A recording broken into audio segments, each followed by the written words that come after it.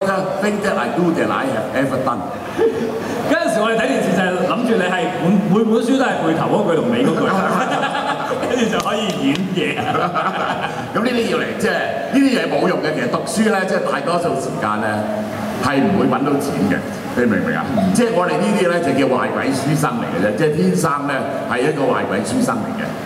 咁啊，慢啲你介紹下自己先。喂，我介紹自己都好，因為咧好多人咧到今日都分唔到我係快必定慢必㗎。咁啊見住我支旗咧，嗱嗰度有啲旗啦，慢必陳志全，佢望住咧都係話快必㗎。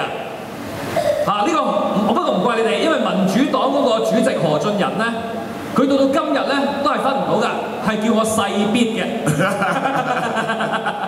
即係四眼肥肥咧叫快必。嗱，其實咁嘅，我咧就喺筲箕灣慈幼中學嗰度讀中學啦，跟住咧中六之後咧就入咗中大，嗰陣時都叫拔尖啦，即係入到中大啦。中大畢業之後咧就考咗入商業電台，咁一做咧做電台就做咗15年。商業電台做咗7年幾，新城電台做咗7年幾。咁呢啲就有聽收音機，啲的士大佬啊揸車嗰啲會識我哋，因為成日去油站送嗰啲商友券啦。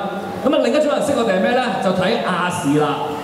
嗰陣時咧，我哋亞視係98年有一個節目叫做1級奸巴爹，唔知你哋有冇印象啊？呢個係嗰啲日本嘅遊戲節目。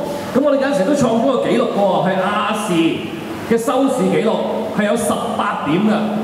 你今時今日亞視節目係台慶幾多點知唔知啊？3點，最高係3點。嗰陣時18點都未勁，係贏同時段嘅無線節目。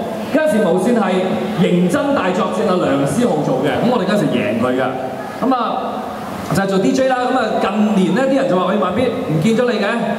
當然拍過電影都拍過幾套啊，蕭生未必有睇過晒。係咩？我冇睇過。你冇睇過啊？有冇睇過我啲電影嘅舉手？